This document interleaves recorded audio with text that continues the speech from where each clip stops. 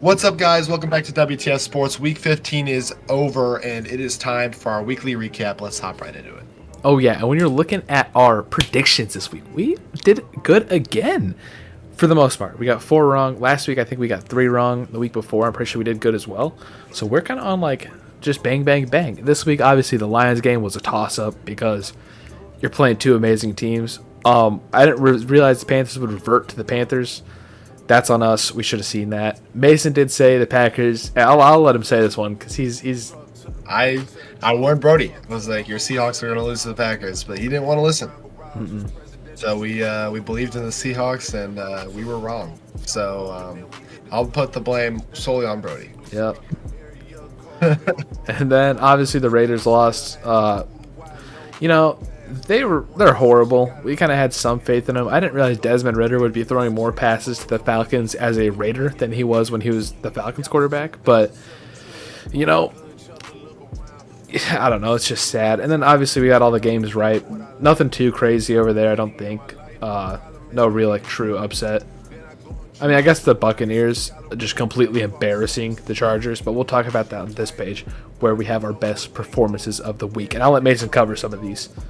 All right, so obviously Detroit and the Bills are on here because it was a really entertaining game, back and forth the entire way. I mean, Detroit looked like they were about to come back, but just too late, unable to get it done. So, and they're riddled with injuries, so they might not be able to go far in the playoffs. We'll see how it works. But Baltimore had a great game.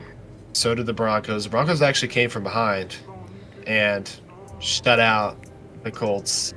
Ever since, I don't know if you saw, but Jonathan Taylor decided to fumble the ball before the goal line, and they didn't score after that. So, yeah, that was an embarrassing second half.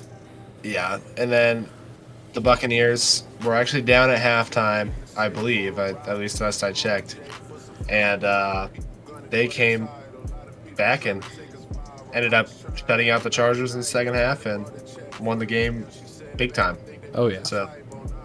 Yeah, I mean, look at teams getting shut out this week. We have a lot. We have, I think, 11 teams on this page. Usually we have 3 to 4, but just to quickly kind of jump over everyone, the Rams and the 49ers game was so sad. I didn't even waste the time to watch that because at halftime, the score was 3-0 or 3-3. It was so bad. 3-3. Yeah, it was terrible. Chargers, best defense in the league, gave up 40 points. I don't know what I can say much about them. The Jets, they won, but they're the Jets. They looked horrible still. Not horrible. Actually, they looked pretty good for the most part. With I don't know why the Jets are on here. Yeah, they're just the Jets, Well, I think Brody forgot to take them off. I think that's the problem. All right, yeah, from last week. My bad. They tend to be on this page. Same with another team that tends to be on here is the Oakland Raiders. Not even the Oakland Raiders anymore. Wish they still were because they suck in Vegas. Yeah, that was just a sad game there. I don't think I need to start with the Giants. They don't have an offense. They don't have a defense. They have a stadium. They don't score defense, then, by the way. Yeah. The Saints looked horrible. They looked like the Saints. They almost won off of something. I don't know. There's something I saw. They had a field goal lined up. No. They went for 2. Yeah, they went for 2. Didn't get it. They had Jake Hayner in at quarterback, who has probably some of the goofiest, rookie pictures I've ever seen. But he didn't do anything at all. I think they had 3 passing yards in the first half or something. I don't know for sure. I think I just saw a tweet or something like that. It was sad. We'll speed through these. Panthers looked bad. They looked like the Panthers. Not what they've been these past few weeks. Rod Wave probably texted Bryce Young again, said something. The Titans looked like the Titans. Will Levis is back on his game. Yeah. Yeah, no, funny story. My brother is a Titans fan. We were on my way to my grandma's day of the game. And he was saying for 4 weeks, Will Levis hadn't thrown an interception and had kept the ball safe in that aspect. And I told him, I was like, sounds like he's due. And Will Levis proceeded to throw 3. 3. Oh, yeah. So, we got our laps in there. And then, obviously, the Bears are on here because what can you say about them? Nothing good. And then the Falcons, honestly, just an ugly game against a bad team in the Raiders. I mean, I don't know how you don't kill them. Hey, Kirk threw his first touchdown, though, in a few weeks. Dude. That's the only good thing to come from that game. Did he throw any picks? Yep. Oh, man. It's bad. Yeah, it ain't Kirk this season. Yeah, then moving on to our bubble. No, actually, no, we took the Seahawks off. That's a big one for me, sadly. I never had the Seahawks on my contention list in the first place. But then we added the Vikings and the Buccaneers to this list. Again, they've been on and off, but they both look honestly elite right now. And I will say the Lions are still in there, and I still think they're a favorite, but they have like 16 relevant players on IR right now. Montgomery's out for the season. It's just they keep losing everyone. Yes, yeah. I'd say Minnesota's more likely to win the division at this point. I think so as well. Of injuries that the Lions have suffered.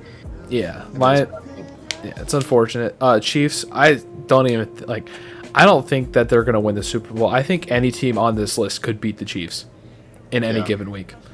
And I wouldn't say with ease because it seems like no one can because black magic or whatever, but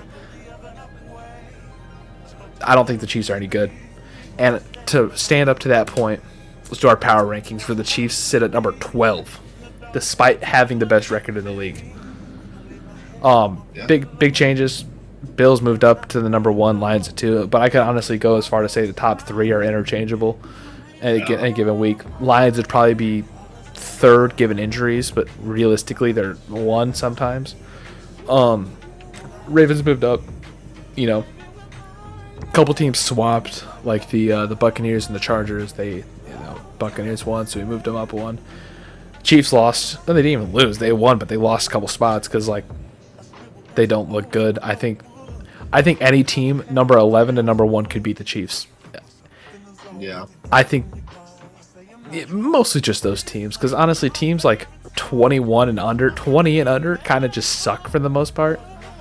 So I know the Bears are on there. I'm sorry, Mason, but 0-8 in the last 8 games is you gotta accept that.